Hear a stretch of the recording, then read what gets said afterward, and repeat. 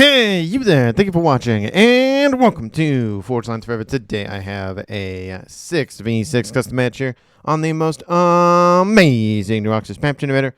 So let's go ahead and introduce our teams and our players. We'll start with Team 1 on the northwestern side of the map, then we'll end with Team 2 on the southeastern side of the map. Take a look at Team 1's southern player first. We have in Light Oak Tan, it is Lesney for OK. He's playing as a Seraphim for this match, as a 1000 rated. To his north, we have in Chevy Crimson, it is the Cybern of BannableOffence. He's playing as a 2100, the highest rated player on Team 1 and in the game overall by 500 points of rating. To his east, another Cybern for Team 1. It is typicalgenz, playing as a 1000 rated in orange, the color orange.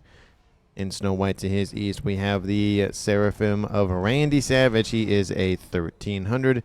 And then rounding off the front line for Team 1, it is Roscoe 400 playing as a Cybern in Stitch Blue as a 1500. And last but not least, we have the RyGuys player of RyGuys. He's playing as UEF in Rust. He is a 1300. Over Team 1 side of the map, they have one UEF, 3 Cybern, 0 Aeon, and then 2 Seraphim.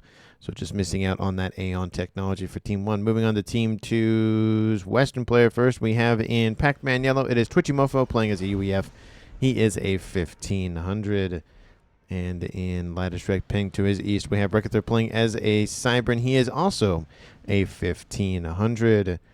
In Barbie Pink to his north, we have another Cybern. It is Jai Spartan 006. He is a 1100 in, again, Barbie Pink. In Blood Angel Red to his north, another Cybern for Team 2. It is luvmesomerice, which I definitely do love me some rice. He is a Cybern. He is a 1600. He is the highest rated player on Team 2. Moving on to the northeastern corner here for Team 2, it is Blark 6516 playing as a UEF. He is an Imperial Grey as a 1400. And last but not least, we have Hyper 2001 playing as a Cybern in the best color of forest green. He is an 1100. So for Team 2 side of the map, they have a little bit more simplified faction distribution. It's 2 UEF and 4 Cyberns with 0 Aeon and 0 Seraphim, which means for the entirety of this match, there are no Aeon players.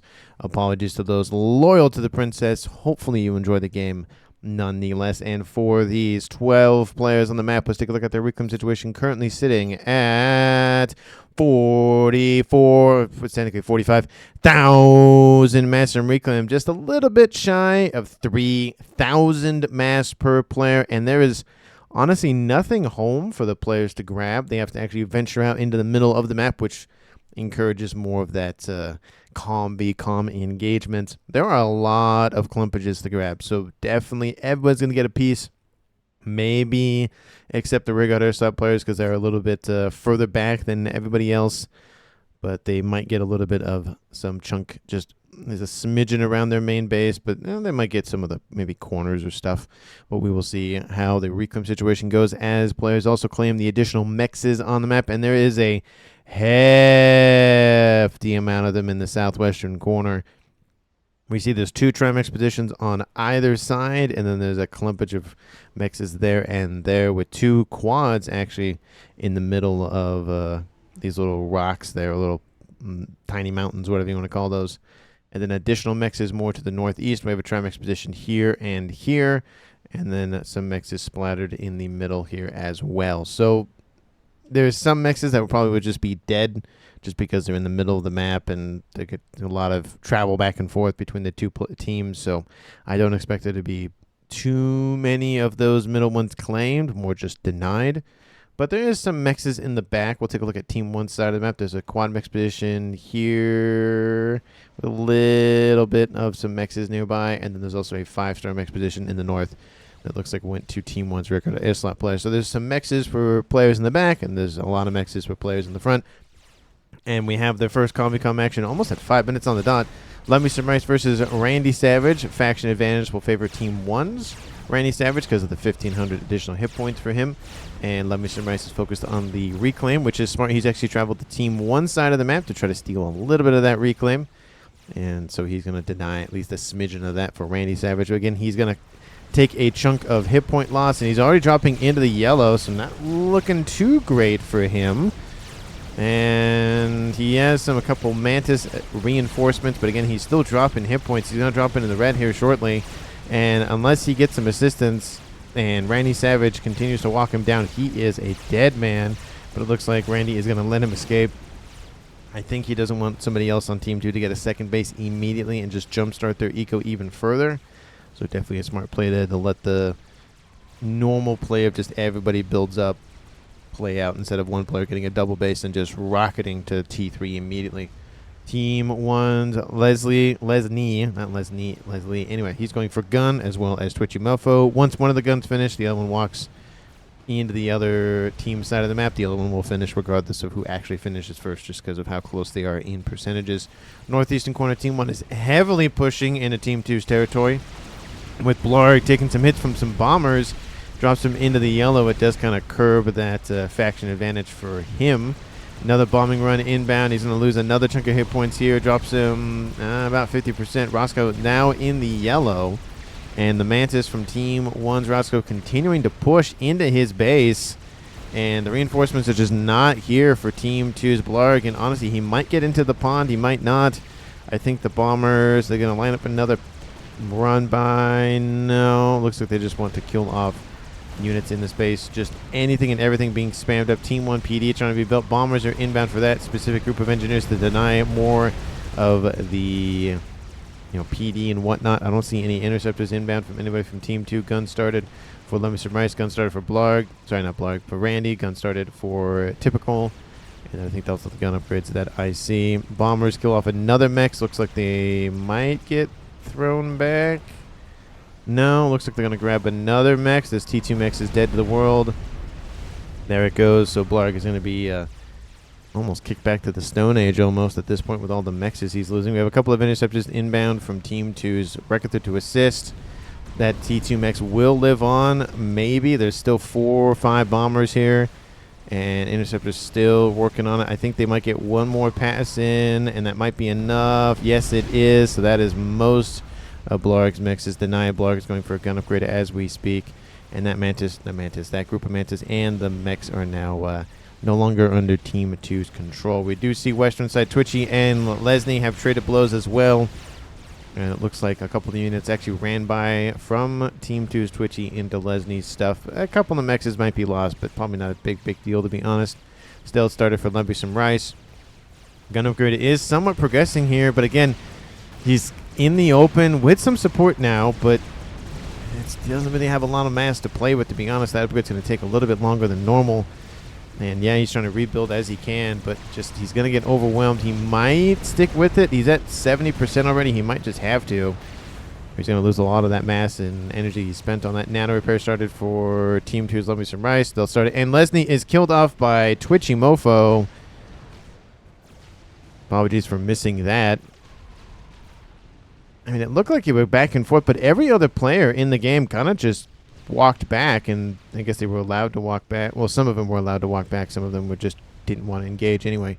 But that is now a 6v5 in favor for Team 2, and that gives BannableOffence a second base. The highest rated player in the game by a large margin has a second base, which may not go well in Team 2's favor here in the future. We do see Blarg drops into the red, but he does have the gun upgrade now online. Probably might want to go for Nano. Speaking of Nano, we do see luvmesomerice is done with his Nano upgrade. He's going to start pushing back against Randy, who's killing off that Trimax position for him. Lots of interceptors over the top. There's a decent amount of flak here, so I don't think that's going to go realistic anywhere. It looks like there was a snipe attempt on Twitchy. And where are the Corsairs? I'd imagine. Do you have Corsairs? No? Right. Well, he does have T2 air. Yeah, so maybe he went for it. And he's trying to get into the water. Yep, more Corsairs are inbound. Drops Twitchy into the 500 departments. We do see some Thams here. Again, a couple of shots from some Thams will kill him off. He's actually using the parashields to cover his retreat into the water. Nice move there. Oh, that was very close for him. But he survives nonetheless. And then Team 1's Typical is getting into it with the forces from Spartan. But we have RyGuys here on the front line to assist a little bit, so that's going to be more than enough to push back that army. We do see T3 airs online for Team 1 and Team 2. The forces from Randy actually cut west, avoiding the calm of luvmesomerice and now going after the frontline facilities for Spartan. Nice counter move there. Upgrade, says Hyper, talking about the mexes for luvmesomerice. And now we have Blarg pushing back against Roscoe with some T2 pillars. Blarg is back up into the yellow. He definitely needs any and all mexes he can grab. It's Gun and Regen Ore versus Gun and Nano. So that will, I think, slightly favor Team 2 just because of the total hit points, especially with some Loyalists coming to assist. And again, there's some Ilshis there for some reclaim for some veterancy for luvmesomerice. And T2 started for Twitchy to get some hit points back very quickly. It's going to be 2,000, but it's better than nothing. And Blarg is using his pillars to create a little bit of a buffer zone to get his comm out of there, get some mexes stay online at least a smidgen longer, and get his eco back up and running. Team 1 slightly in the lead for eco, 660 to 600. So again, not a terrible lead for Team 2 to try to surpass, but it is still a lead nonetheless. The comms are still trading blows. I don't know what Randy was doing sitting there. Overcharges inbound, almost goes off that. A nice little Ayashabo T2 assault bot, and he's now up to 1-star vet. Closing in on a second, he might actually, I don't know. Randy's, one taps that loyalist, so maybe not. Again, as a reminder, the Ilshis do have additional regen because of the comm being present, but with some hoplites inbound, ripping some hit points apart. luvmesomerice now up to 2-star vet, closing in now on 3-star vet. And he might actually get it, to be honest. He's at 3,100. Hoplites are helping him out. He's at 3,600. And it's really keeping him alive and getting, a 10% additional hit points plus some regen every, engagement, couple of seconds or whatever. Does help things out. He's on 3-star vet now. He's working on his 4th-star vet. Man, he's really getting up there on the veterancy. And now we see Randy is down about 50% hit points only at 1-star vet. And now we see Team 1 trying to push in a little bit. They are holding off for now. Western side being bombarded by forces from BannableOffence. We have bombers over the top going after the Ilshis. They're running amok over there. Team 2 Eastern Front, lots of pillars, making their own sort of brick wall or pillar wall, I guess. They're just stacking up a very, very, very tall pillar. And we have Titans versus Ilshis. Again, definitely a good deterrent there. Again, the shields help keep the Titans alive a little bit longer, but it's essentially a rapid fire unit versus a rapid fire unit, so it just depends on really how many you have, one or the other. It's not like Percy's versus Ilshis where they just not one tap, but they really output damage, in one shot as long as they hit their target. Pillars pushing back. We have a bomber wing inbound maybe going after those pillars. No AA in the area, which I do think that's a missed opportunity for Team 2 and Team 1. Team 1 could exploit that and kill off Blarg, but maybe they don't want to, at least right now. Maybe they're focused on other things, most likely. Ras injected into Hyper 2001's veins. Nano repair started for Randy. I will note, I didn't say it at the beginning, but Hyper's modus operandi is nukes. So nukes for him, so we might see a nuke here shortly. His eco is at 180. Team 1's Bannable is at 280. But RyGuys is also at 230. So we have 2 players on Team 1 and in the game, actually, pretty much at the 200-plus income situation. We do see now it's Loyalists versus Titans, the classic T3 unit engagement trade. We have, again, EMP abilities that can't be used against the Loyalists because they're T3. The death ones, when they die, they emit an EMP burst. Those do affect units. I don't think they affect a comm. I think they affect SACUs. I don't think they affect a comm. I can remember seeing that one cast or so ago, whatever it was. But at 16 minutes on the clock, I mean, the map control is slightly starting to favor Team 1 for the most part. But there's a lot of kind of, some no man's land over here. There's some mexes down here. Technically Team 1 does have control over this, but those mexes are offline. Those mexes are offline, so it's really just the territory that they have, and there's nothing really there, to be honest. We have some missile snipes coming in to kill off some T2 mexes for BannableOffence from some spearheads. They might grab that other one. They do grab it, so that's 18 mass a second. That Bannable has lost these almost up to 300 mass a second. And Team 2 actually is starting to pull away in the eco, kind of, sort of, kind of. We'll see. 1.1 is definitely not. It's a lot of back and forth in that eco situation. And the bricks now emerging here for Team 1's Bannable. We should see some Percy's here shortly from Twitchy. We have a brick inbound from Wechethr to assist. The Titans are like, haha, we've cornered you, we've hook maneuvered you, haha. And there is a Percy there, I just didn't see it. And there goes the brick there. There's another Loyalist there that the Titans are pushing back. This force is blapped away by Team 2's forces. Nano started here for Typical. Advanced Nano started for Randy. Laser started for luvmesomerice. Ooh, that could be. Ooh, and Laser started for Giant Spartan. We could see a double laser combo all the way going from Team 2. And Roscoe's starting to fall back a little bit. Again, the pillars, they're acting as a stopgap, but Blarg's still in the yellow. And now we have bricks on the scene from Team 1's Roscoe, so I just don't see him winning that fight. I mean, he might get some veterancy if he's killing off a couple of bricks, if he can overcharge them. But, again, he's running right head first into them. I don't think this is a good idea. Overcharge doesn't even drop him below 50%. He's a dead calm. He walked right into it. And there he goes. Kills off some T1 units, kills off that other brick, but Team 2 loses Blarg, which means it is now a tied game 5v5 at almost 20 minutes on the clock. And that laser is done. The laser is almost done. Again, we could see a double laser all the way. Wombo combo. We do see luvmesomerice gains the base over here to the east. That'll help out at least a little bit, pushing back Team 1's position here. And is he going to just send it? Oh, yeah, he's thinking about it. We have T3 artillery start to pepper Team 1's position there. There's a lot of bricks here, so that is a concern nonetheless, regardless if Team 2's Jai does have laser. And that might give enough warning for Typical to fall back. We have Percy's and bricks and Percy's and bricks. But again, as a reminder, Bannable has double base eco, and he's facing off against one base eco of Bannable, not Bannable, but TwitchyMofo. So the eco is mismatched here. And Laser Comm hasn't been spotted just yet. Push, don't stop, kill Mexis, says Lesney. And he's still pushing a little bit. Still see a lot of Titans over there, and the comm is still ready to the spot on that upgrade. He's at 85% climbing. He's getting closer and closer. And here's Typical, and there's Jai with the laser. Laser activates. Typical goes, oh no, that's not good. You got to keep pushing. You got to keep. If you fall out of range, oh, is he gonna get him? He gets him. Team 1 loses. Typical to the laser from Team 2's luvmesomerice. Not luvmesomerice, but Jai. Here comes luvmesomerice. Speaking of which. Pushing in. Randy, are you going to get out of there? Oh, he might get out of there. He walked just soon enough, maybe.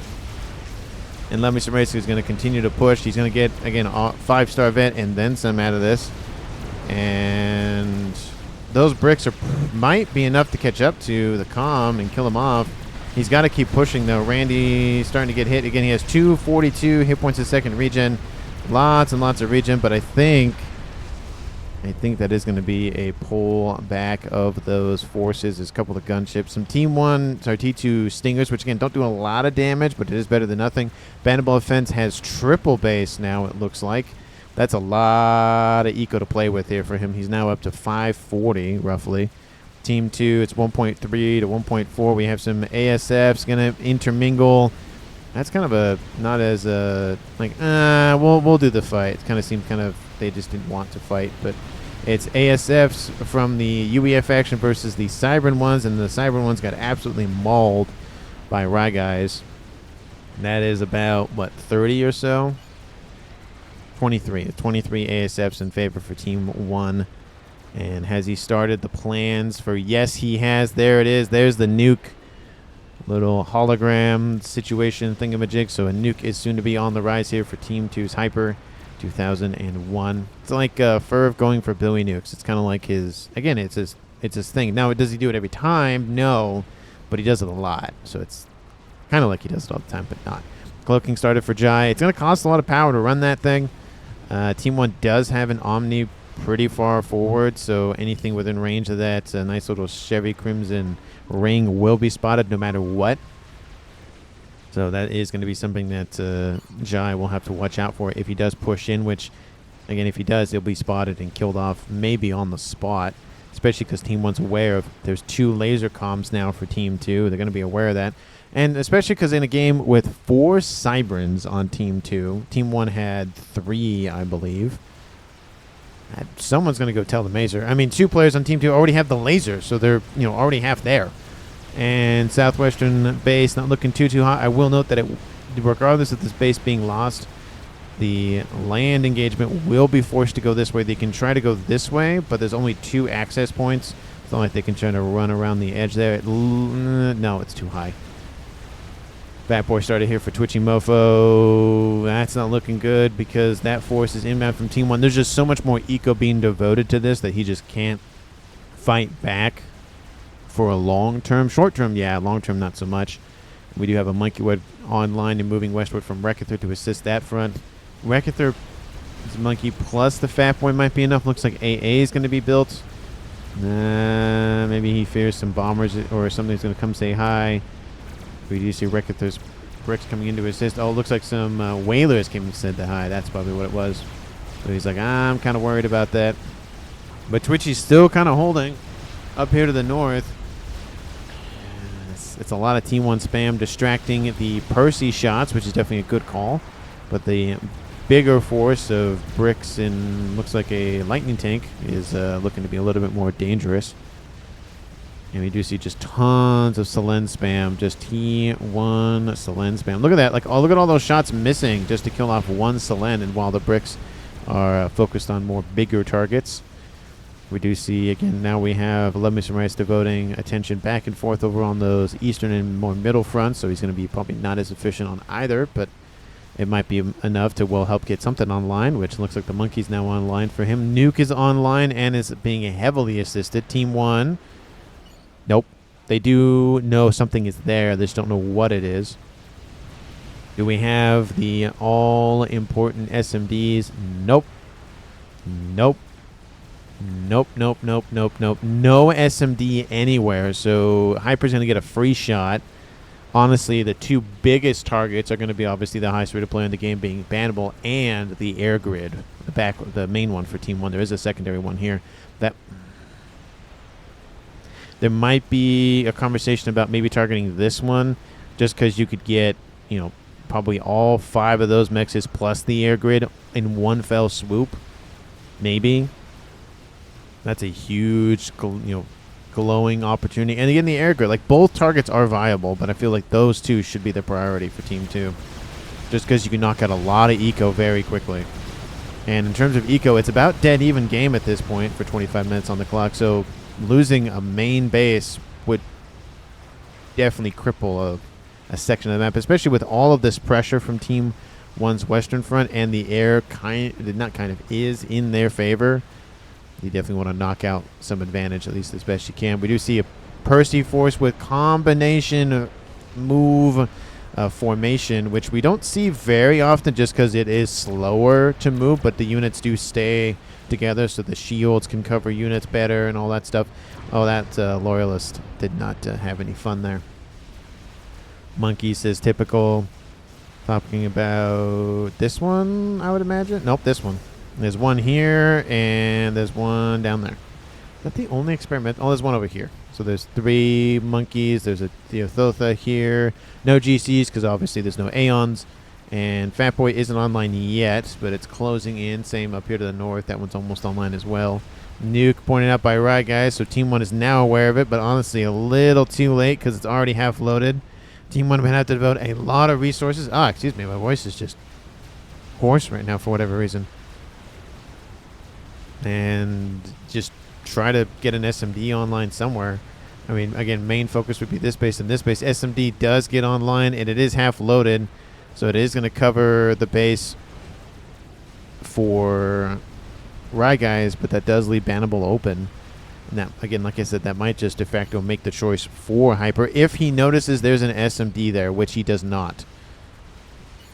Hopefully he sends a spy plane out, because if he That'd be a missed opportunity. There is an SMD there. I don't think it'll be loaded fast enough, though. So, again, Bannable is vulnerable.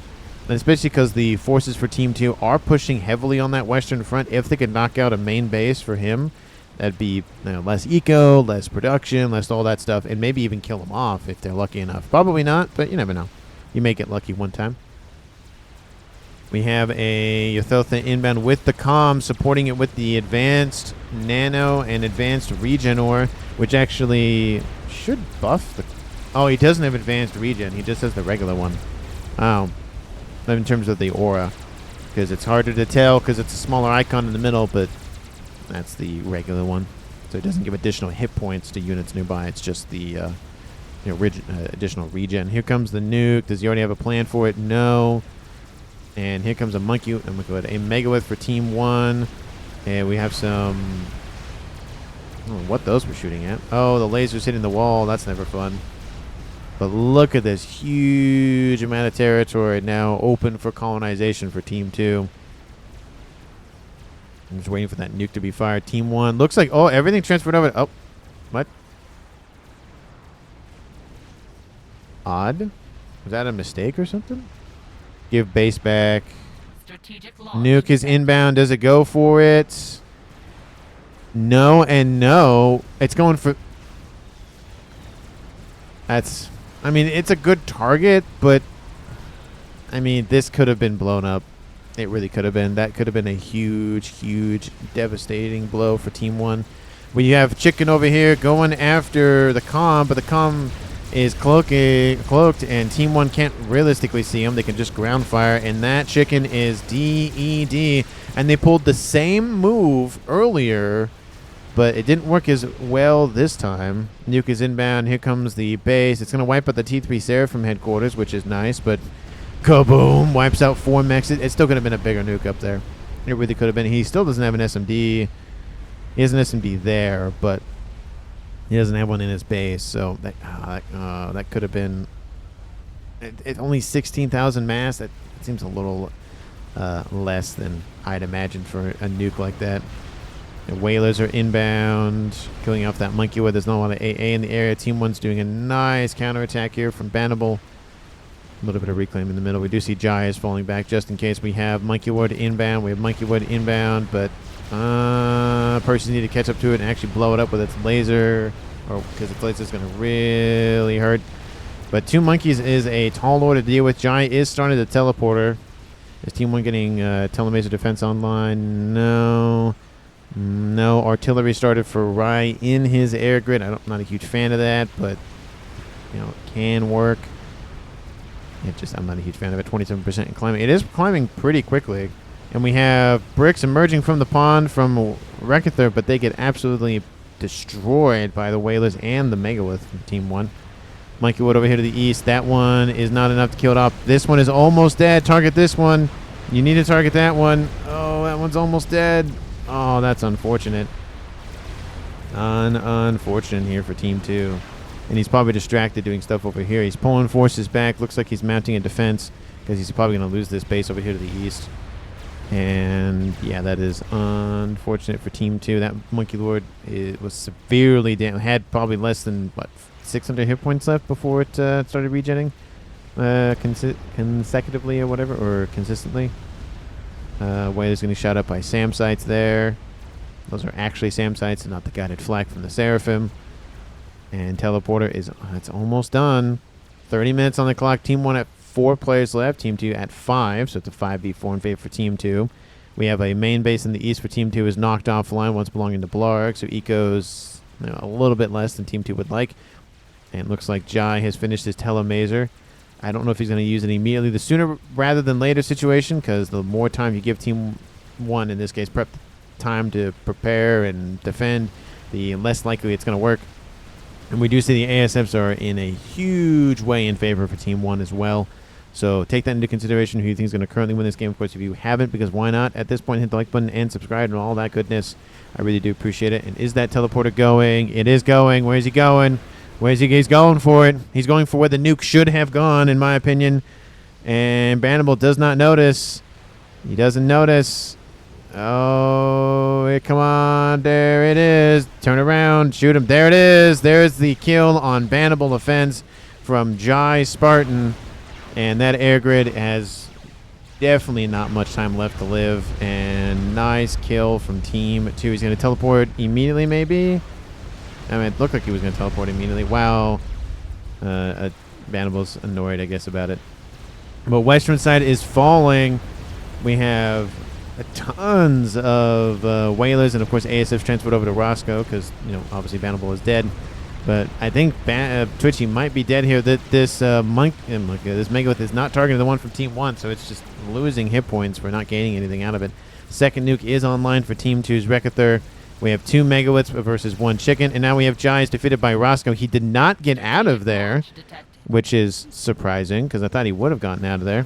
Nuke is inbound from Team 2 once again, and it's going for something.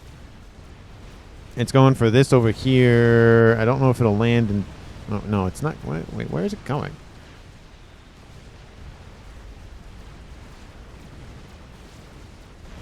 Yeah, I don't understand where the nuke's going. We have Natha's inbound. Oh, sorry, Corsair's inbound, targeting the SMDs. It looks like that one's going to be loaded here shortly. And well, then it doesn't really matter for that one because the nuke already killed off. Oh, the telemazer already killed off that base. So I don't think it's really that important. And Twitchy is defeated by Roscoe. I keep missing kills here.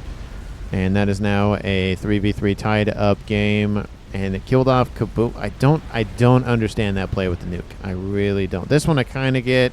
That one I don't get. And Whaler's still running amok here for Team 1. Honestly, they could probably take out that nuke if they noticed it. Did they notice it? They do. They don't notice it. You got to push it while you have it. Nuke is, I don't know what's up with the nuke. It's not doing as well. I mean, he's had really good nukes in other games. I just don't know why they're targeting not really important things, to be honest. And Team 1 has pushed in the western and eastern front. The middle for Team 2 has kind of been stable. And we have this little base in the south is being annihilated for Wechethr. I mean, Team 2 is losing eco hand over fist. They're not moving for Roscoe. Roscoe's probably trying to do a whole bunch of stuff all at one time, and it's just not. He just only has so many actions per minute, of course. I just don't. We have ASFs off the assembly line. They need to be thrown at the Whalers immediately. We have AA that has been built, and the Whalers are going to fall back, but it's a little bit too late for that, to be honest. Megawith's still pushing in on the land situation, and honestly, I don't think Team 2 has enough to stop this, at least right now. Nuke said bannable, so he spots it, saying, hey, go for that. That's what the Megawith could do. We have Flak that can shoot at everything nearby. We have bricks. We have everything being thrown at this mix here for Team 2, just trying to stop this push. It's killed off some mexes, but, I mean, it's going to kill off some bricks, but it's not going to do a whole lot. I mean, you maybe could have made a play for the laser. No, the laser, sorry, the nuke. Laser started for Hyper, that's why I saw that. Nuke is going to reload once again. And Bannable is just probably very annoying. He's like, go target this. And 4-star vetted Megawith not really moving at this point. He's going to get moved now.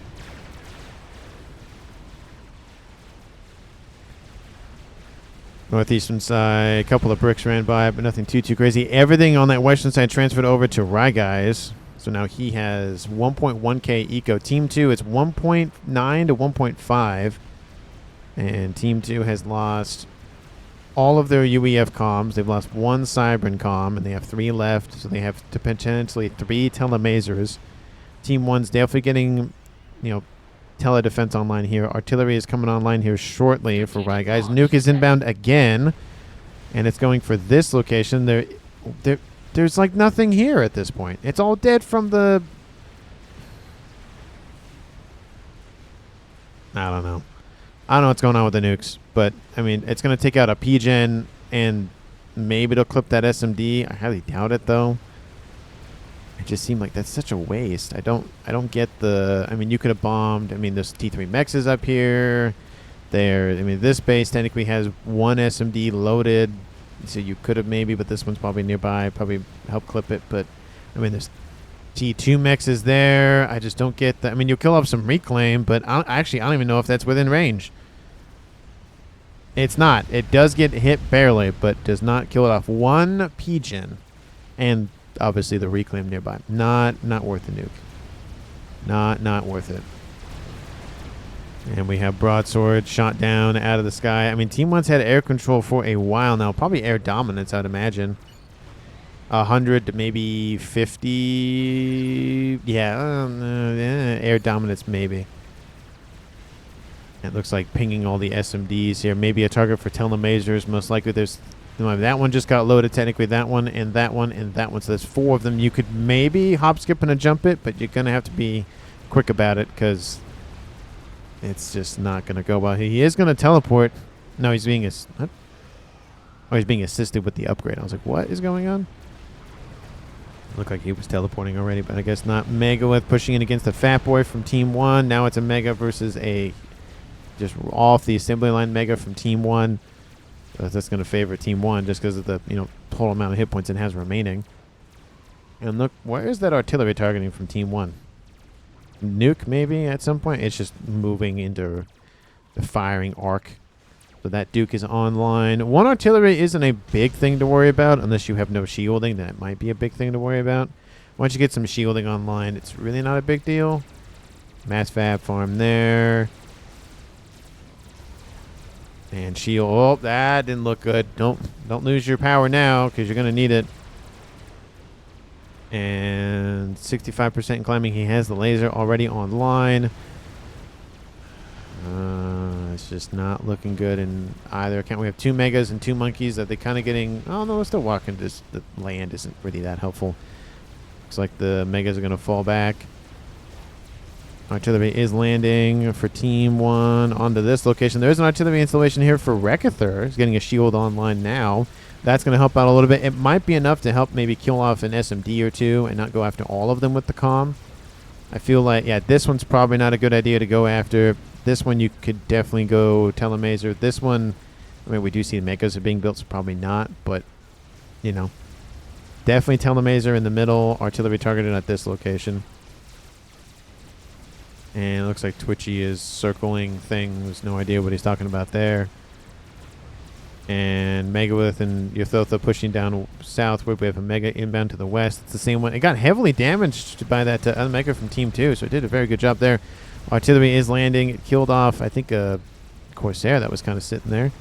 Is he going to teleport immediately? No. The nuke isn't loaded yet. Only 22,000 mass with 3 nukes. That's not a good ratio for nukes. And this Mega is not doing its job and shooting at that. It's chasing after the chicken, but things are just falling apart for Team 2. I mean, there's attack this way and attack this way. Attack with the artillery. It's artillery v artillery at this point. Looks like Satellite has been started for Team 1, because why not? And... okay. Well, let's see how fast he can kill them off, because there's artillery... shooting at the shielding, but he's underneath the shielding, so that doesn't matter. Hopefully he doesn't get hit by his friendly neighborhood artillery there.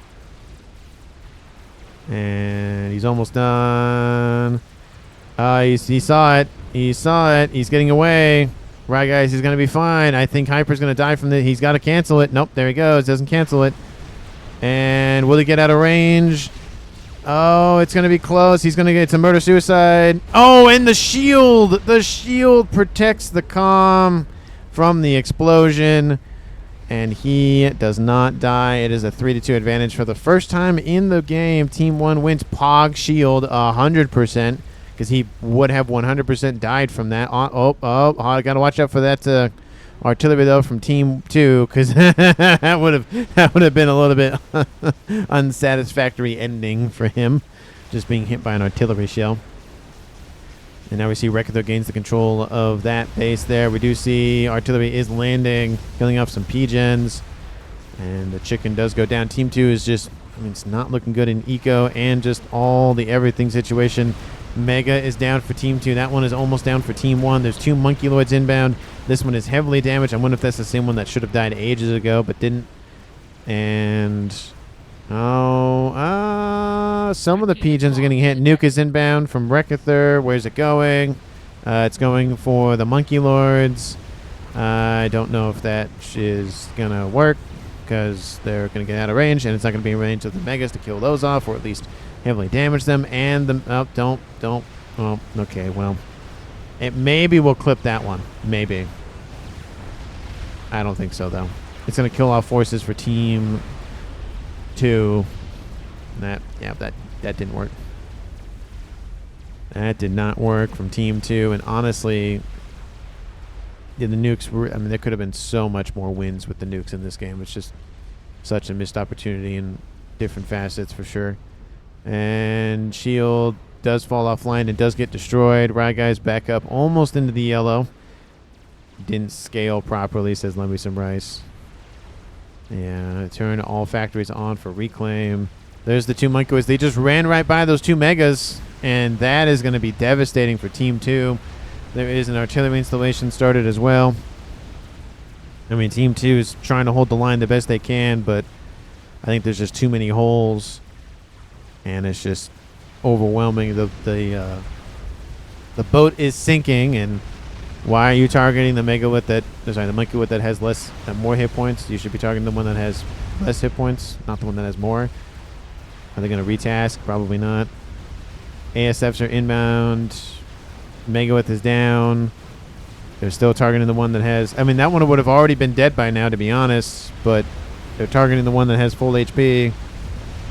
That might actually end up being their downfall, to be honest. I mean, this one still would have had health, to be honest. But still, I mean, would you rather have 2 Monkey Lords with medium health or 1 Monkey Horde with almost full health? I'd take the one with almost full health, to be honest. It's the DPS that I'm concerned about more than anything else. And the Monkey Lords are just strutting their stuff.